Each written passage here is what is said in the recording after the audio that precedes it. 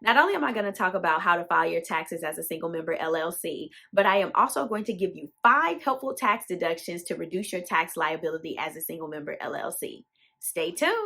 Hey everyone, welcome to my channel where I give bookkeeping and tax tips to entrepreneurs and small business owners. My name is Christian Brooks. I am the owner of Brooks Bookkeeping and Accounting Services, a bookkeeping and tax firm that aims to empower and educate women of color entrepreneurs and small business owners on their business finances and taxes. Today, I am going to talk about how to file your taxes as a single member LLC. Make sure you watch till the end where I will go over 5 helpful tax write-offs to reduce your tax liability as a single member LLC. If you're interested in this video, go ahead and hit that like button. And if you want to see more videos like this, hit that subscribe button and hit that notification bell. Let's get into the video. Okay, so before we go into how you file your taxes as an LLC, let's go into how single member LLCs are taxed. So as a single member LLC, by IRS standards, you are considered a disregarded entity. This means that you are going to be taxed the same way that a sole proprietorship is taxed, which means that you will put all of your business information on a Schedule C, so the amount of money that you brought in, your revenue, the amount of money you spent, your expenses, and then your net income. But then also, as a single member LLC, you are a pass-through entity. What does that mean? That means that all of the income from your business passes through to your personal tax return. And as a single member LLC, you have to pay taxes on all of your income, regardless of if you paid yourself or not. So let's say that you brought in $100,000 worth of revenue in your business. Let's say you had $20,000 worth of expenses. So you can deduct those $20,000 worth of expenses, given that they are tax deductible. Not all expenses are tax deductible, but let's say they all are tax deductible. So you have your $100,000 worth of revenue, you had $20,000 worth of expenses, so your net income is $80,000. Now let's say you paid yourself $30,000. Well, regardless of how much you paid yourself, you are still going to be taxed on that whole $80,000 because you are a pass-through entity and you are a disregarded entity, so you are taxed the same way that a sole proprietorship is taxed. As a single member LLC, you also have to pay self-employment taxes on your income. Now, what are self-employment taxes? Self-employment taxes are going to be equivalent to the FICA taxes that you have to pay on your W-2 income. So when you have a W-2 job, you have to pay Social Security taxes and Medicare taxes. Well, when you're self-employed, you have to pay those taxes as well. However, you are now paying 15.3%. When you had a W-2 job, you were only paying 7.65% and your employer was paying 7.65%. However, since you are self-employed, you are the employee and the employer, so you are paying the whole 15.3% in Medicare and Social Security taxes, which would also be considered your self-employment taxes. Now, sometimes when you have a W-2 job and your business is your side hustle, sometimes the amount of FICA taxes and income taxes that are taken out of your W-2 check will cover you on the business side. However, if you are bringing in a lot of revenue on the business side, it will not.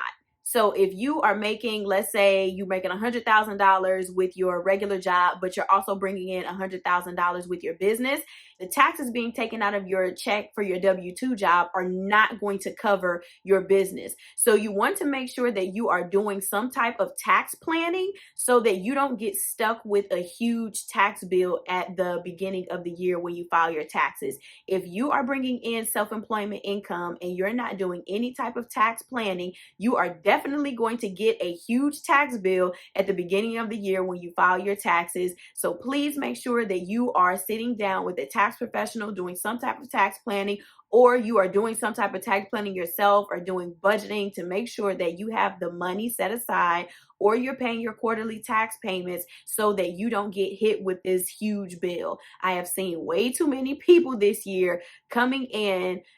They've had self-employment income and they were not taking into consideration the self-employment tax, and they've been getting hit with these huge bills unexpectedly. and don't know how they're going to cover them. So make sure you're doing some type of tax planning so that you can cover those self-employment taxes. And be aware that the self-employment tax, the 15.3%, is in addition to your federal taxes. So if you are paying 20% in federal taxes, you also have to pay 15.3% in self-employment taxes. So you very well could be paying about 35% of your money in taxes. So be aware of that, but don't be discouraged, because there are write-offs that you can qualify for. There are tax credits that you may qualify for. But again, sit down with a tax professional so you can talk that stuff through so you're not surprised at the beginning of the year. Okay, so let's get into actually filing your taxes now. So you are going to need some information on hand when you sit down to file your LLC taxes. First, you'll need your business information. So you'll need to know the business name, the address where the business is registered, your EIN number. You'll need to know your accounting method, your business profession, the professional code, and if you materially participated in the business. And if you materially participated in the business basically means if you were involved in the money making of the business, or was this passive income. But then you'll also need to know if you filed any 1099s, or if you had to file any 1099s for the business. And if this is the first time that it started, or you recently acquired the business, then there's a box that you're going to have to check to indicate that. Now, next, you will need your profit and loss statement and your balance sheet. So your profit and loss statement will tell you all of the money you made throughout the year, all of the money that you spent throughout the year, and your net income. Your profit and loss sheet is going to be extremely important, because this is where your deductions come in, right? So remember, at the beginning of the video, I gave an example where you brought in $100,000, you had $20,000 worth of expenses, and then you had $80,000 in net income. You will put that $100,000 worth of revenue, but then there are different places on the Schedule C where you will indicate that $20,000 worth of expenses, and you will need to break it out. So there, you can't just put $20,000 worth of expenses. You will need to have different buckets for what those expenses were for. So for example, you spent $1,000 on advertising. You spent $5,000 on independent contractors. You had $5,000 worth of legal expenses. You'll need to have those things broken out so that you can put that on your Schedule C. But then you also have your balance sheet.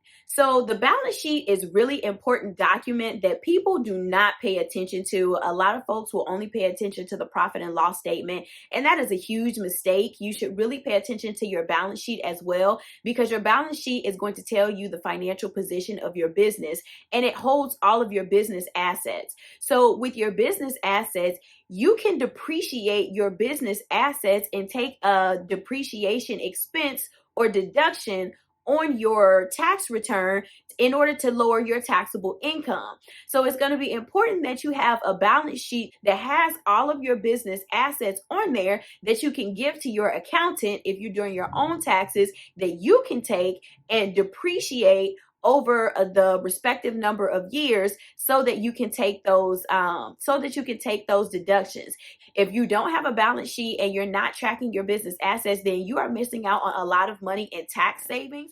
So if you don't have a profit and loss statement or a balance sheet, then you can't really file your returns accurately, or it's going to be very difficult to file your returns. I know some people like to keep all of the receipts from the things that they pay for throughout the year and then give those to their tax preparer in order for their taxes to be prepared. However, sometimes we lose receipts, and in this day and age, we don't always get paper receipts. Sometimes we get digital receipts, and I don't know about y'all, but I forget to download digital receipts all the time. So when you are just collecting your receipts and then giving them to your tax professional at the beginning of the year to file your taxes, that can lead to a greater margin of error, which then will cause you to miss out on some tax savings. But then also, most of the time when you are giving your receipts to your tax preparer and they are using those receipts to file your taxes, they are making a profit and loss statement for you and then using that document to file your taxes. And most tax preparers will charge you for that, because they're basically doing your yearly bookkeeping and filing your taxes as well. Also, when you are collecting your receipts and giving them to your tax preparer, they are not able to create a balance sheet. That means that any assets that you have for the business are not being depreciated, which is causing you to miss out on a lot of tax savings. So make sure that you are doing bookkeeping throughout the year so that you have these important documents so that you can file your taxes accurately. Not doing bookkeeping and just keeping your receipts to give them to your tax professional could cause you to miss out on a lot of good tax savings. If you need help with bookkeeping or you want to learn how to do bookkeeping yourself, go ahead and contact me at www.christiannbrooks.com/bookkeeping. Okay, let's get into these tax deductions. So the first tax deduction is the qualified business income tax deduction. The qualified business income tax deduction allows you to deduct up to 20% of your business income on your tax return. And this tax deduction is only for pass-through entities. The next tax deduction is the business use of home tax deduction. With the business use of home tax deduction, you can deduct certain home expenses from your taxes if you have a home office. Now, keep in mind, your home office has to be in a separate space and only used for business. So if you have your home office set up in your living room, unfortunately, that is not going to count. It has to be in a separate space, so in a separate room that is not also used for personal reasons. But when you do have a home office, you can deduct things like portion of your rent, a portion of your mortgage insurance, a portion of your utilities. If you pay HOA fees, you can deduct some of your HOA fees. So make sure that you qualify for that business use of home deduction. Now, the next tax deduction is going to be the business use of vehicle tax deduction. So I know some of y'all are out there using your cars for business purposes. This is a good tax deduction for you because you can write off some of your vehicle expenses on your tax return. So you can write off things like gas. If you are leasing your car, part of your lease payment, if you're financing your car, you can write off the interest that you are paying, any repairs that you've made to the car, any maintenance for the car. You can write those things off when you are using your car for business purposes. So look into the business use of vehicle deduction. If you have a tax preparer, talk to your tax preparer to see if that works out for you.